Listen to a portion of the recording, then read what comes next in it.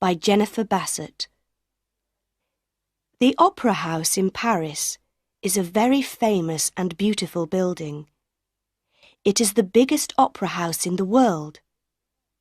Work on the building began in 1861, finished in 1875, and cost 47 million francs.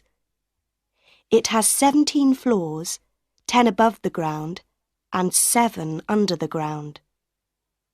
Behind and under the stage, there are stairs and passages, and many, many rooms.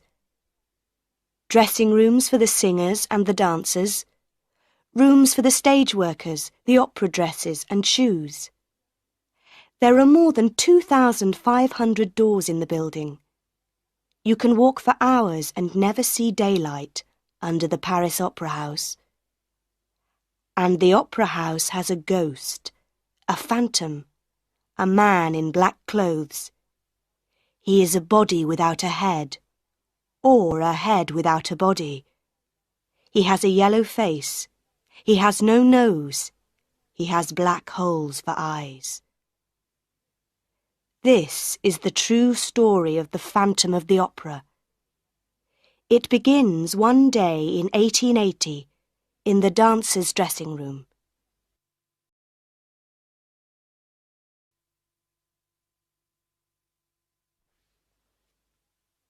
Chapter 1. The Dancers. Quick! Quick! Close the door! It's him!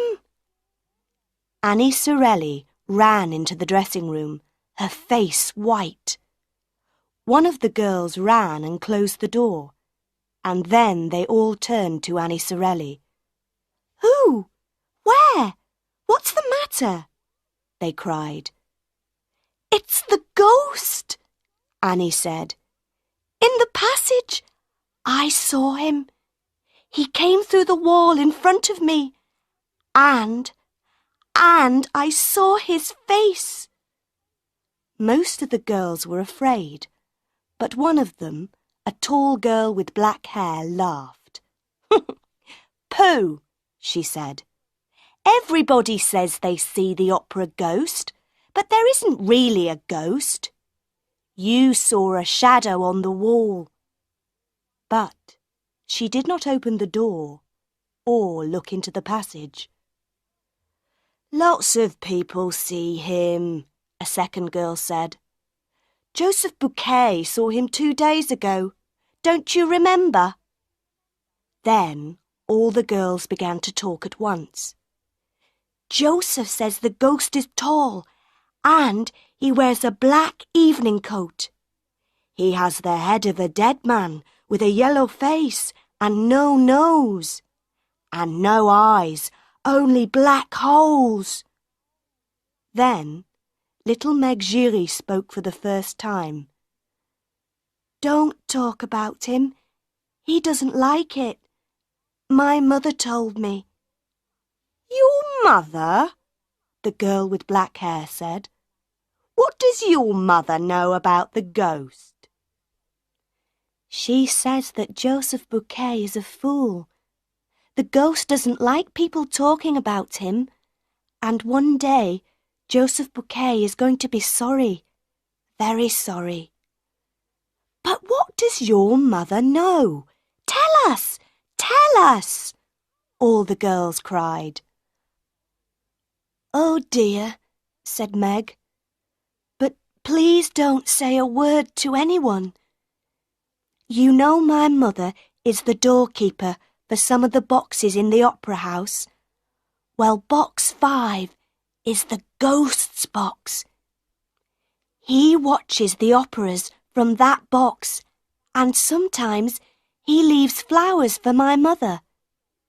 "The ghost has a box and leaves flowers in it?" "Oh, Meg, your mother's telling you stories. How can the ghost have a box?" "It's true. It's true, I tell you," Meg said. "Nobody buys tickets for box 5, but the ghost always comes to it on opera nights." "So somebody does come there?" "Why, no. The ghost comes, but there is nobody there. The dancers looked at Meg.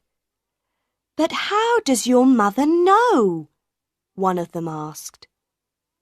There's no man in a black evening coat with a yellow face. That's all wrong. My mother never sees the ghost in box 5, but she hears him. He talks to her, but there is nobody there. And he doesn't like people talking about him. But that evening, the dancers could not stop talking about the opera ghost. They talked before the opera, all through the opera, and after the opera. But they talked very quietly, and they looked behind them before they spoke. When the opera finished, the girls went back to their dressing room. Suddenly, they heard somebody in the passage, and Madame Jiri, Meg's mother, ran into the room. She was a fat, motherly woman with a red, happy face. But tonight, her face was white. "Oh, girls," she cried, "Joseph Bouquet is dead. You know he works a long way down, on the 4th floor under the stage. The other stage workers found his dead body there an hour ago, with a rope around his neck." "It's the ghost!" cried Meg Jiri. "The ghost killed him!"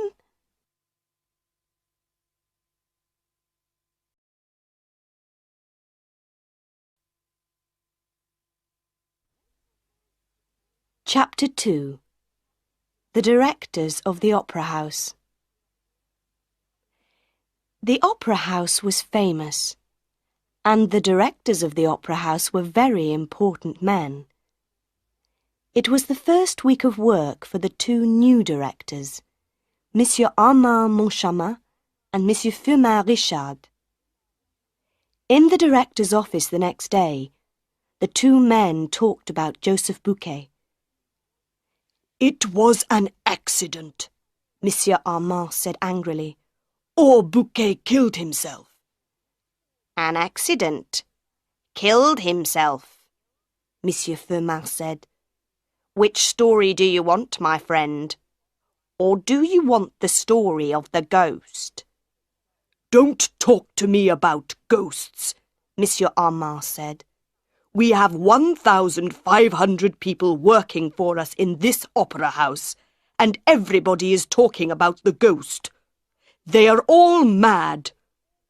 I don't want to hear about the ghost, okay?" Monsieur Firmin looked at a letter on the table next to him. "And what are we going to do about this letter, Armand?" "Do?" cried Monsieur Armand. "Why, do nothing, of course. What can we do?"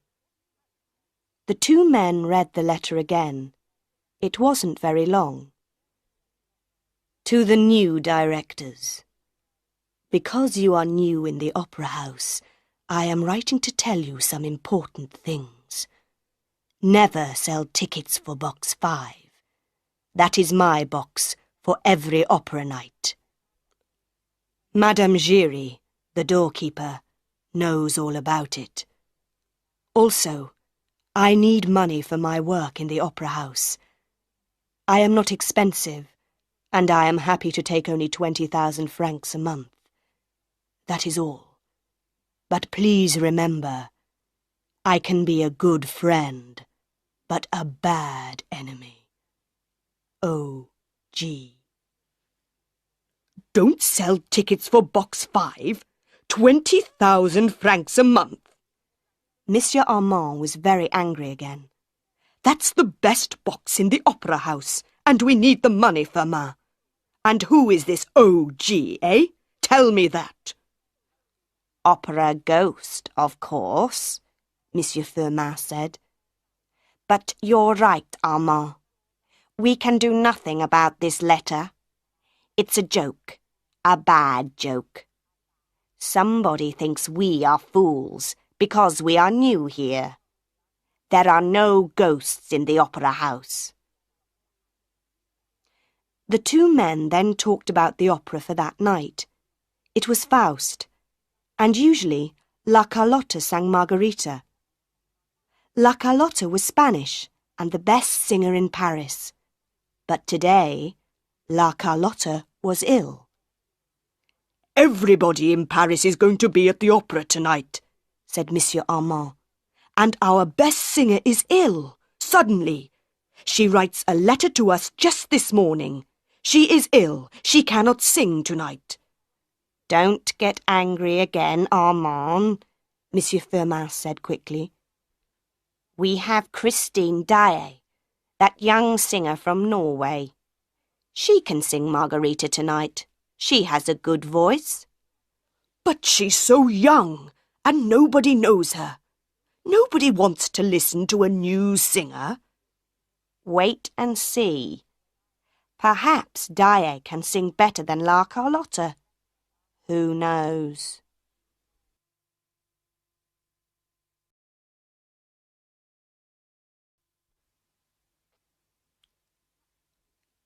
Chapter 3. Christine Daye. Monsieur Firmin was right.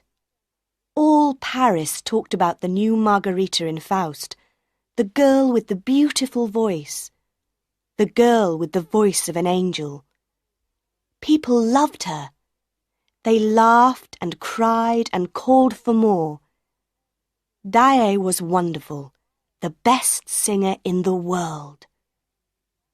Behind the stage, Meg Jiri looked at Annie Sorelli. "Christine Daye never sang like that before," she said to Annie. "Why was she so good tonight?" "Perhaps she's got a new music teacher," Annie said. The noise in the opera house went on for a long time. In box 14, Philippe, the Comte de Chagny, turned to his younger brother and smiled. "Well, Raoul, what did you think of Daye tonight?" Raoul, the Vicomte de Chagny, was 21 years old. He had blue eyes and black hair, and a wonderful smile. The Chagny family was old and rich, and many girls in Paris were in love with the young Vicomte. But Raoul was not interested in them. He smiled back at his brother. "What can I say? Christine is an angel, that's all. I'm going to her dressing room to see her tonight." Philippe laughed. He was 20 years older than Raoul and was more like a father than a brother. "Ah, I understand," he said. "You are in love. But this is your first night in Paris, your first visit to the opera. How do you know Christine Daye?" "You remember 4 years ago, when I was on holiday by the sea in Brittany?" Raoul said. "Well, I met Christine there. I was in love with her then, and I'm still in love with her today." The Comte de Chagny looked at his brother. I see," he said slowly.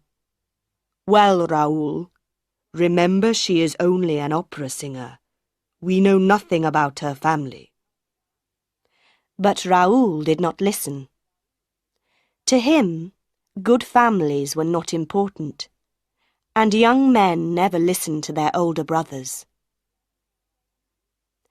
There were many people in Christine Daye's dressing room that night, but there was a doctor with Christine, and her beautiful face looked white and ill. Raoul went quickly across the room and took her hand. "Christine, what's the matter? Are you ill?" He went down on the floor by her chair. "Don't you remember me? Raoul de Chagny, in Brittany." Christine looked at him, and her blue eyes were afraid. She took her hand away. "No, I don't know you. Please go away. I'm not well. Raoul stood up, his face red. Before he could speak, the doctor said quickly, "Yes, yes, please go away. Everybody, please leave the room. Mademoiselle Daye needs to be quiet. She is very tired." He moved to the door, and soon everybody left the room. Christine Daye was alone in her dressing room. Outside in the passage, the young Vicomte was angry and unhappy. How could Christine forget him? How could she say that to him? He waited for some minutes. Then, very quietly and carefully, he went back to the door of her dressing room. But he did not open the door, because just then he heard a man's voice in the room. "Christine, you must love me," the voice said. Then Raoul heard Christine's voice. "How can you talk like that, when I sing only for you? Tonight I gave everything to you, everything. And now I'm so tired." Her voice was unhappy and afraid. "You sang like an angel," the man's voice said. Raoul walked away. So, that was the answer. Christine Daye had a lover.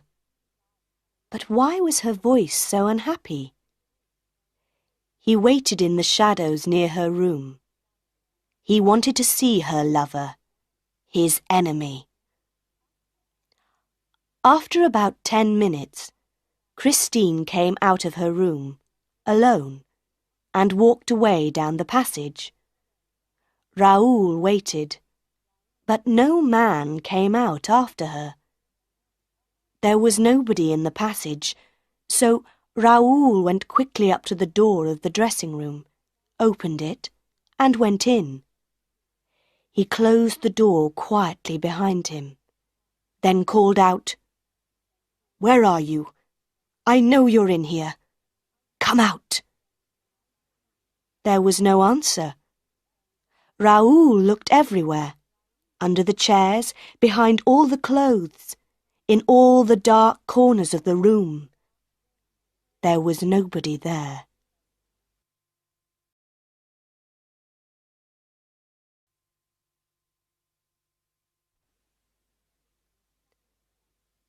Chapter 4. The Phantom is Angry. That was Tuesday night. On Wednesday morning, Monsieur Armand and Monsieur Firmin were happy men. Paris liked the new Margarita. Everything in life was good. The next opera night was Friday. It was Faust again, but this time with La Carlotta singing Margarita. By Wednesday afternoon they were not so happy. A second letter arrived for them, from O.G. "Why don't you listen to me? I am getting angry. Leave box 5 free for me. And where are my 20,000 francs? On Friday, Daye must sing Margarita again. She is now the best singer in Paris. La Carlotta cannot sing. She has a very ugly voice, like a toad. Remember, I am a bad enemy. O.G." "So, Firmin, is this still a joke?" Monsieur Armand shouted. "What are we going to do now, eh? Is O.G. the director here, or are we?" "Don't shout, Armand," said Monsieur Firmin tiredly.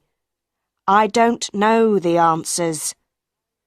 Let's talk to Madame Jiri, the doorkeeper of box 5. Perhaps she can help us." But Madame Jiri was not helpful. Madame Jiri was not afraid of ghosts, and she was not afraid of directors of opera houses. People say that you're a friend of the opera ghost, Madame Jiri, Monsieur Armand began. Tell us about him. Some people say he has no head. And some people say he has no body, said Monsieur Firmin. What do you say, Madame Jiri? Madame Jiri looked at the two men and laughed. I say that the directors of the opera house are fools. What? Monsieur Armand shouted. He stood up, and his face was red and angry.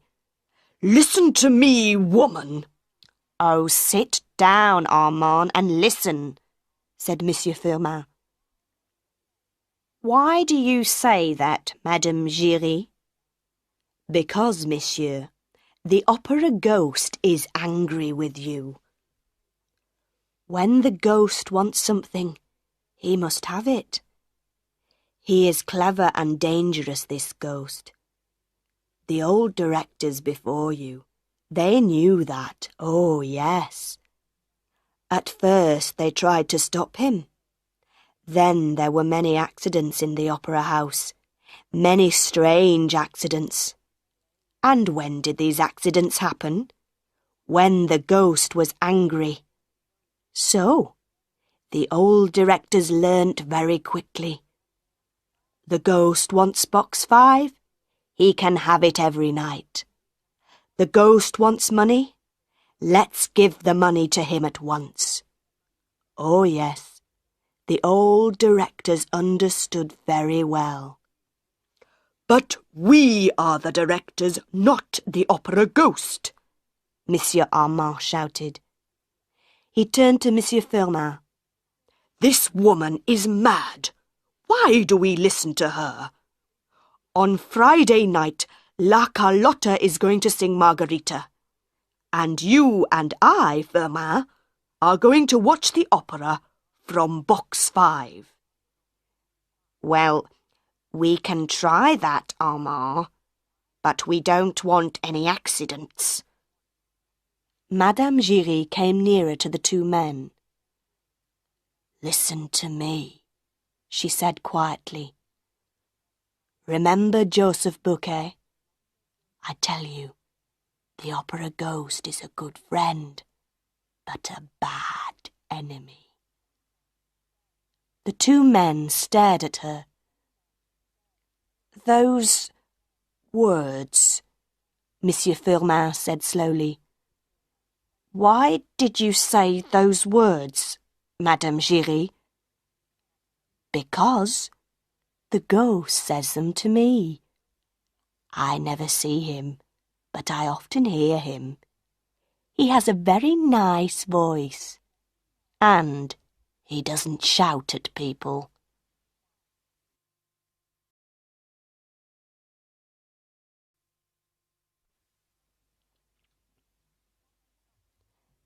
Chapter 5. A Letter for Raoul. That Wednesday, a letter also arrived for the young Vicomte de Chagny. He opened the letter, saw the name at the bottom, and smiled for the first time that day. Dear Raoul, of course I remember you. How could I forget you? Meet me on Thursday at 3 o'clock in the Tuileries Gardens. Don't be angry with me, Raoul, please. Christine Daye. Raoul put the letter carefully into his pocket. Angry? How could he be angry with an angel? On Thursday, he was in the Tuileries Gardens by 2 o'clock. At 3:10, he began to feel unhappy. At 3:30, he wanted to die, or to kill somebody. And then she came. She ran through the gardens to him, and in a second she was in his arms. Oh, Christine, he said again and again. Oh, Christine! They walked through the gardens together and talked for a long time.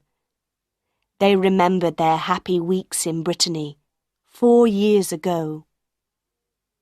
"But why did you go away, Christine?" Raoul asked. "Why didn't you write to me?" For a minute or two, Christine said nothing. Then she said slowly, "We were so young, you and I. I was just a poor singer from Norway, and you were the Vicomte de Chagny. I knew I could never be your wife. But I love you, Christine." "No, shh. Listen to me, Raoul, please. I went home to Norway, and a year later, my father died. I was very unhappy. But I came back to France, to Paris. I worked and worked at my singing, because I wanted to be an opera singer. Not just a good singer, but the best opera singer in Paris." "And now you are," Raoul said. He smiled. "All Paris is at your feet." Christine turned her face away and said nothing. "Christine," Raoul said quietly, "I want to ask you a question. Who was the man in your dressing room on Tuesday night? Tell me, please." Christine stopped and stared at him. Her face went white. "What man?" she whispered. "There was no man in my dressing room on Tuesday night." Raoul put his hand on her arm. "I heard him," he said. "I listened outside the door and heard a man's voice. Who was he?" "Don't ask me, Raoul. There was a man's voice, yes, but there was no man in my room. It's true. Oh, Raoul, I'm so afraid. Sometimes I want to die." "Who is he? Tell me, Christine, please. I'm your friend. I can help you. Tell me his name." "I cannot tell you his name. It's a secret," whispered Christine. "I never see him. I only hear his voice. But he is everywhere. He sees everything, hears everything. That's why I didn't speak to you on Tuesday night. He is my music teacher, Raoul. He's a wonderful singer. I sang so well on Tuesday night because of him. I am famous because of him. He is my angel of music. And he says he loves me. How can I leave him?"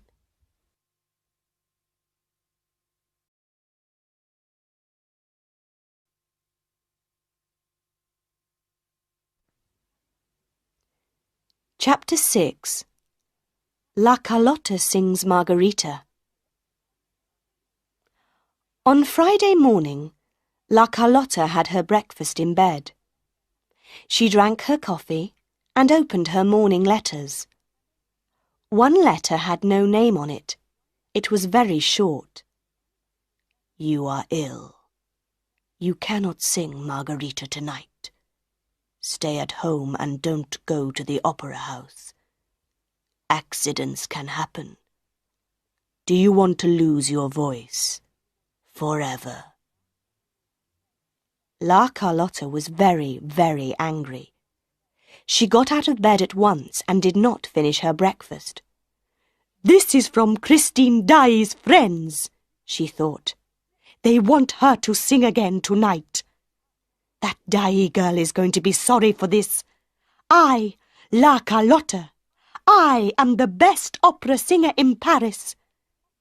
And nothing is going to stop me singing Margarita tonight." At 6 o'clock that evening, the dancers were in their dressing room.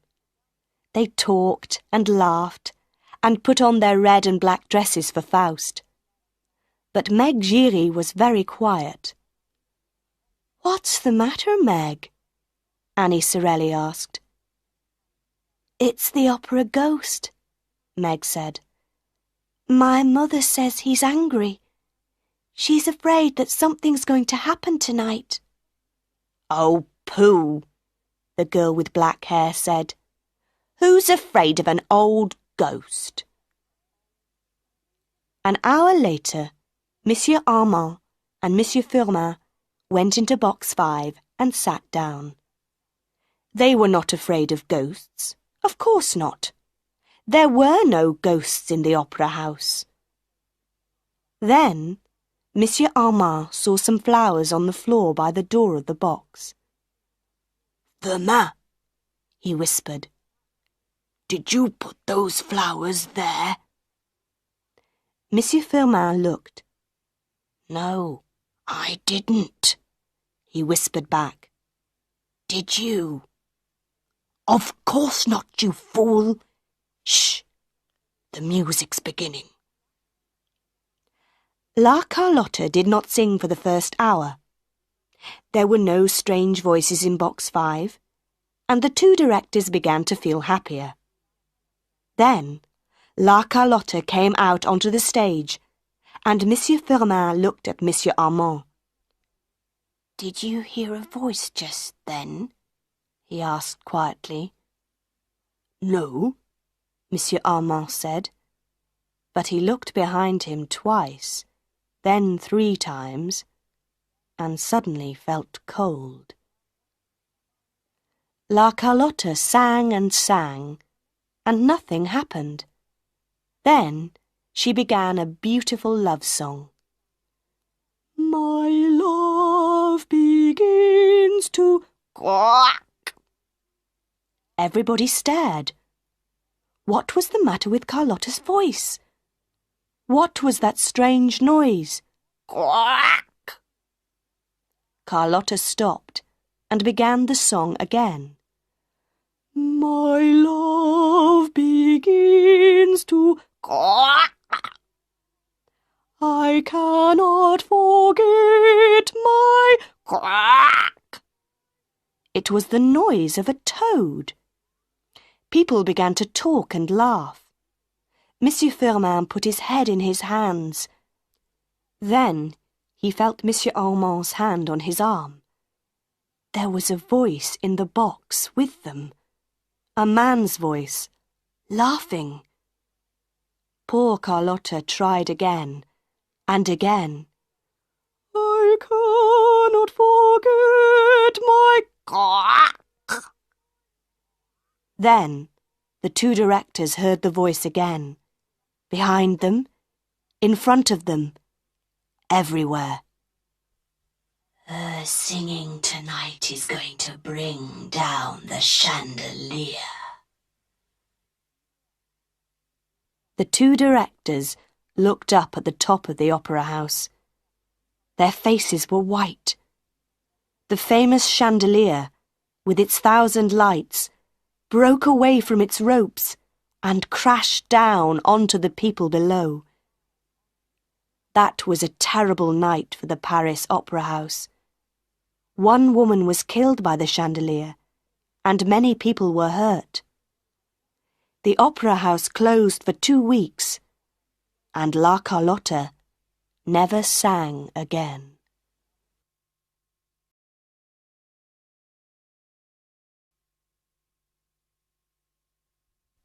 Chapter 7.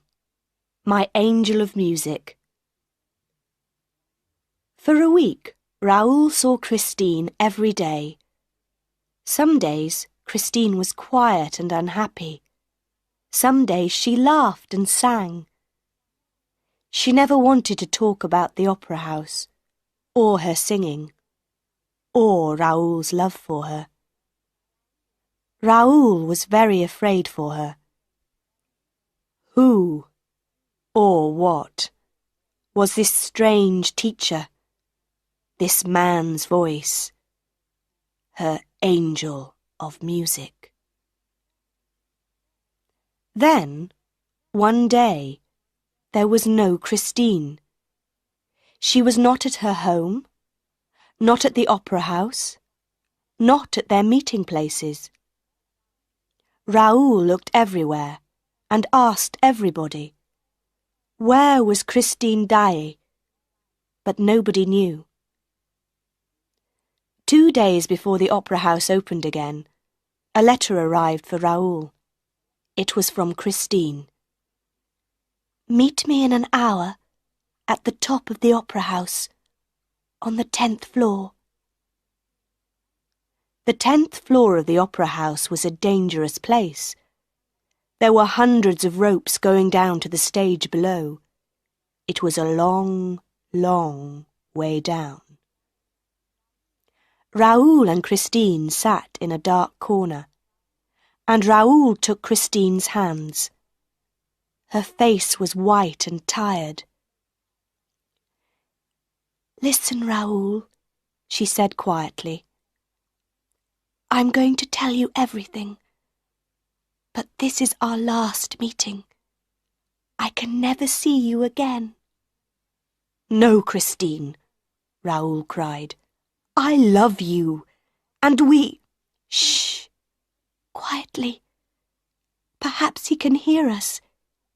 He's everywhere in the opera house, Raoul. Who? What are you talking about, Christine? My angel of music. I couldn't meet you last Saturday because he came for me and took me away. I was in my dressing room in the opera house, and suddenly he was there in front of me. I saw the voice for the first time. He wore black evening clothes and a mask over his face. He took me through many secret doors and passages, down, down under the opera house. There is a lake down there, a big lake. The waters are black and cold. He took me across the lake in a boat to his house. He lives there, Raoul, in a house on the lake, under the opera house. Raoul stared at her. Was his beautiful Christine mad? Christine saw his face and said quickly, It's true, Raoul, it's true. And he is the phantom of the opera. But he's not a ghost. He's not an angel of music. He's a man. His name is Eric, and he loves me. He wants me to be his wife. No, Raoul, listen. There is more. He told me all this in his house, in a beautiful room. He said that no woman could ever love him because of his face. He was so unhappy. Then he took off his mask, and I saw his face. She began to cry, and Raoul put his arms around her. Oh, Raoul, he has the most terrible face. It is so ugly. I wanted to scream and run away. But where could I run to? He has the face of a dead man, Raoul, but he is not dead. He has no nose, just 2 black holes in his yellow face. And his eyes. Sometimes they are black holes. Sometimes they have a terrible red light. She put her face in her hands for a second. Then she said, I stayed in his house for 5 days. He was very good to me, and I felt sorry for him, Raoul. He wants me to love him, and I told him. No, Christine, no. You're going to be my wife, Come away with me at once, today. You can't go back to him. But I must, Christine said quietly. He knows about you, Raoul. He knows about us. He says he's going to kill you. I must go back to him. Never, said Raoul. I love you, Christine, and I'm going to kill this Eric. Eric, Eric, Eric, Eric. The word whispered round the opera house. Raoul and Christine stared. What was that? Raoul said, afraid. Was that his voice? Where did it come from? I'm afraid, Raoul, Christine whispered. I'm singing Margarita again on Saturday. What's going to happen? This, Raoul said. After the opera on Saturday night, you and I are going away together. Come on, let's go down now. I don't like it up here. They went carefully along a dark passage to some stairs, then suddenly stopped. There was a man in front of them, a tall man in a long dark coat and a black hat. He turned and looked at them. No, not these stairs, he said. Go to the stairs at the front, and go quickly. Christine turned and ran. Raoul ran after her. Who was that man? He asked. It's the Persian, Christine answered. But who is he? What's his name? Why did he tell us to go to the front stairs? Nobody knows his name. He's just the Persian. He's always in the opera house. I think he knows about Eric, but he never talks about him. Perhaps he saw Eric on those stairs and wanted to help us. Hand in hand, they ran quickly down the stairs, through passages, then more stairs and more passages. At one of the little back doors to the opera house, they stopped. On Saturday night, then, after the opera, Raoul said, I'm going to take you away and marry you. Christine looked up into his face. Yes, Raoul. Then they kissed, there by the door of the opera house.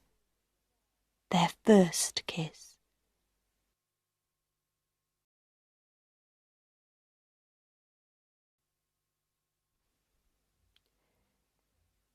Chapter 8. Where is Christine Daye? On Saturday morning, Comte Philippe looked across the breakfast table at his brother. Don't do it, Raoul, please. All this talk about ghosts and phantoms. I think the girl is mad. She's not mad, and I'm going to marry her, Raoul said. She's only a little opera singer, Philippe said unhappily. And she's very young. Are you still going to love her in 10 or 20 years' time? Raoul drank his coffee and did not answer. There were 2 more unhappy faces in the opera house, too. The directors now understood about OG. They didn't want any more accidents. Box 5 is free tonight for OG. Daye is singing Margarita, and here is 20,000 francs. Madame Jiri can leave the money in box 5 for him. Is that everything? Monsieur Armand asked Monsieur Firmin. It's a lot of money, Monsieur Firmin said unhappily. He thought for a minute. What about some flowers in box 5? Madame Jiri says that OG likes flowers. OG can bring his own flowers, shouted Monsieur Armand. The evening began well. The chandelier was now back in place with new ropes. All Paris was in the opera house. Everybody wanted to hear Christine Daye's voice again. People also knew about the love story between Christine Daye and the Vicomte de Chauny. There are no love secrets in Paris. People watched the Comte and the Vicomte in box 14 with interest. Young men from families like de Chauny do not marry opera singers. When Christine came onto the stage, her face was white and she looked afraid. But she sang like an angel. Ah, what a voice! All Paris was in love with Christine Daye. She began to sing the famous love song. Suddenly, every light in the opera house went out. For a second, nobody moved or spoke. Then a woman screamed, and all the lights came on again. But Christine Daye was no longer on the stage. She was not behind the stage. She was not under the stage. Nobody could find her. The opera house went mad. Everybody ran here and there, shouted and called. In the director's office, people ran in and out. The police came and asked questions, but nobody could answer the questions. Monsieur Armand got angry and shouted, and Monsieur Firmin told him to be quiet. Then, Madame Jiri arrived in the office with her daughter Meg. "Go away, woman," Monsieur Armand shouted. Monsieur, there are 3 people missing now, Madame Jiri said. Meg, tell the directors your story. This was Meg's story. When the lights went out, we were just behind the stage. We heard a scream. I think it was Christine Daye's voice. Then the lights came back on, but Christine wasn't there. We were very afraid, and we began to run back to our dressing room. There were people running everywhere. Then we saw the Vicomte de Chauny. His face was red and he was very angry. "Where's Christine? Where's Christine?" he shouted. Suddenly, the Persian came up behind him and took his arm. He said something to the Vicomte, and they went into Christine Daye's dressing room. Yes. And then, Monsieur Firmin said quickly, what happened next? Nobody knows. Meg's face was white. We looked into Christine Daye's dressing room, but there was nobody there.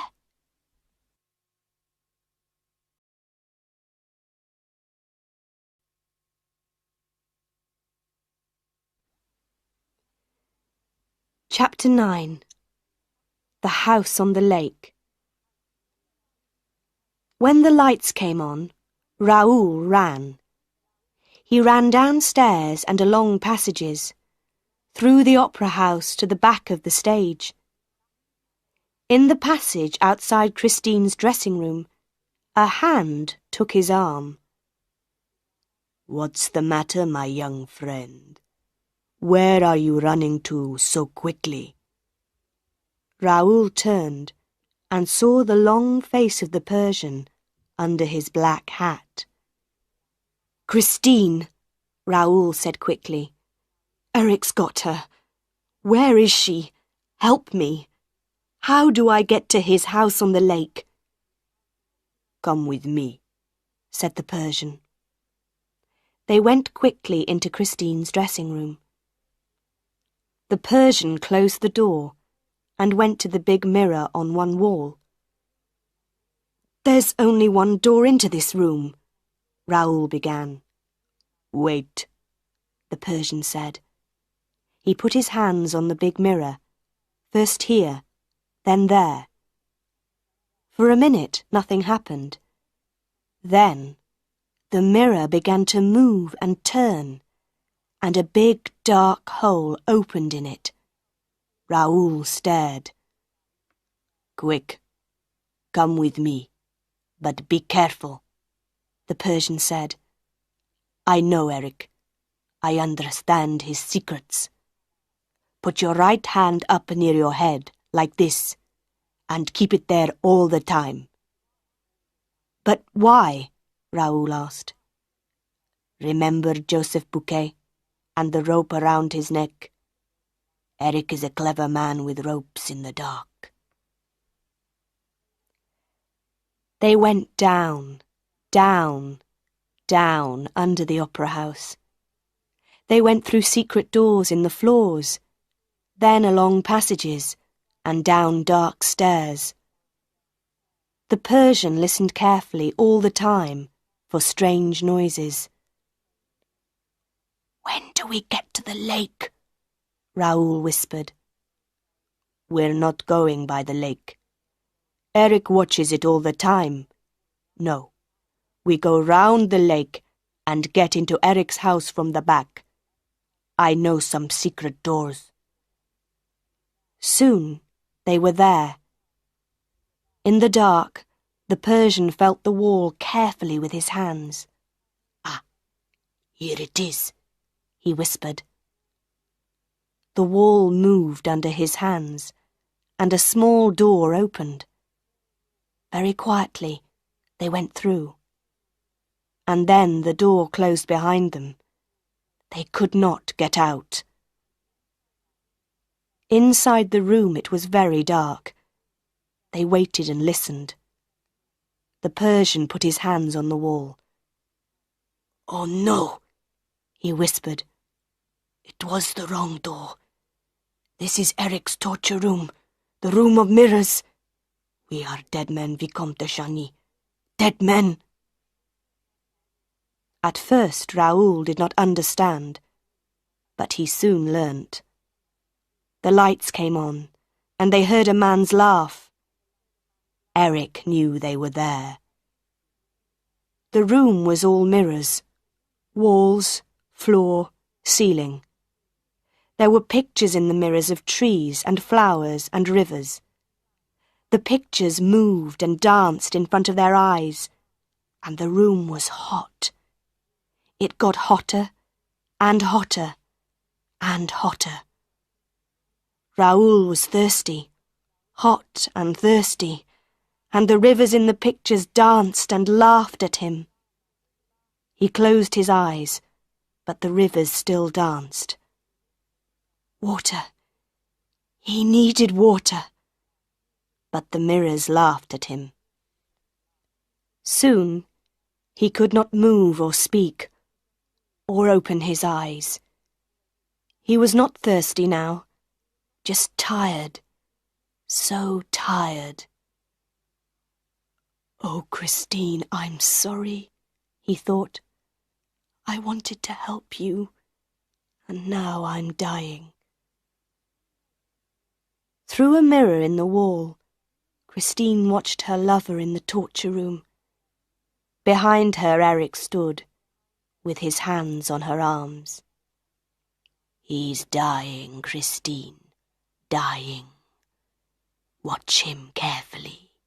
No, don't close your eyes. Watch him. Christine could not speak. She wanted to scream, but no words came. Then she found her voice again. How can you do this, Eric? Why don't you kill me? Because I love you, Christine. Marry me, be my wife, and love me. Then Raoul and the Persian can live. Slowly, Christine turned. She looked into Eric's terrible, ugly face and spoke again, very quietly. Yes, Eric. From this minute, I am your wife. She put her arms around Eric's neck and kissed him slowly and lovingly on his ugly mouth. Then she took her arms away and said slowly, "Poor, unhappy Eric." Eric stared at her. "You kissed me," he whispered. "I didn't ask you, but you kissed me. Freely. Oh, Christine, my angel. That was my first kiss from a woman. Even my mother never kissed me. She gave me my first mask when I was 2 years old. She turned her face away from me every time I came near her." Eric put his ugly face in his hands and cried. Then he went down on the floor at Christine's feet. "You are free, Christine, free. Go away and marry your Raoul and be happy. But remember Eric sometimes. Go now, quickly. Take Raoul and the Persian and go."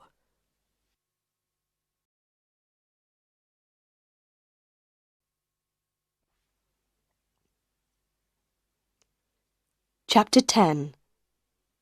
Madame Jiri visits the Persian.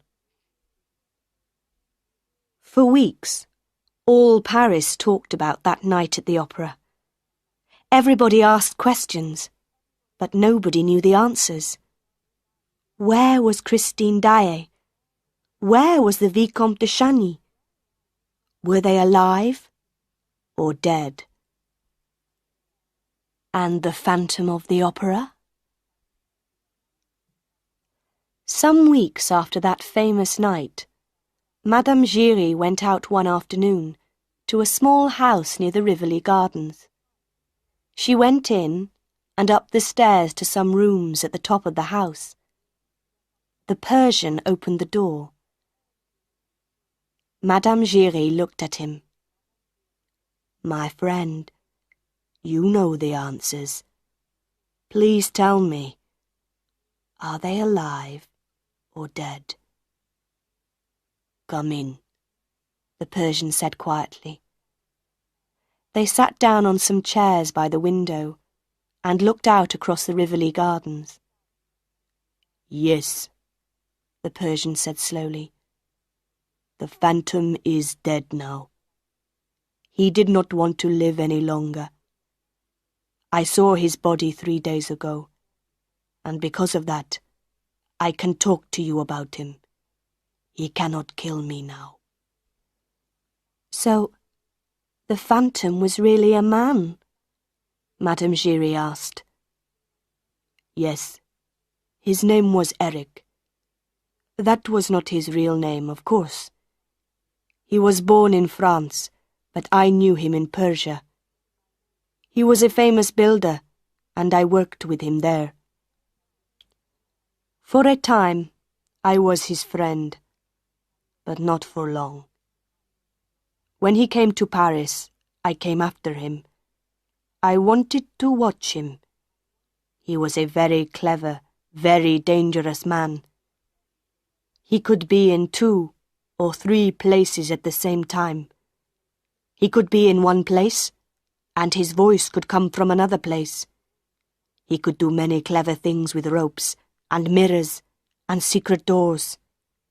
You see, he helped to build the opera house. He built secret passages underground, and his secret house on the lake. He could not live in the outside world because of his terrible, ugly face. Unhappy Eric. We can feel sorry for him, Madame Jiri. He was so clever, and so ugly. People screamed when they saw his face. And so he lived this strange life, half man, half phantom. But he was a man in the end. He wanted a woman's love." He stopped And Madame Jiri asked quietly, "And Christine Daye and Vicomte Raoul, what happened to them?" The Persian smiled. "Ah, yes. What happened to young Raoul and the beautiful Christine? Who knows?" Nobody in Paris ever saw Raoul and Christine again. Perhaps they took a train to the north and lived a quiet, happy life together there. Perhaps Christine's wonderful voice is still singing somewhere in the cold and beautiful mountains of Norway. Who knows?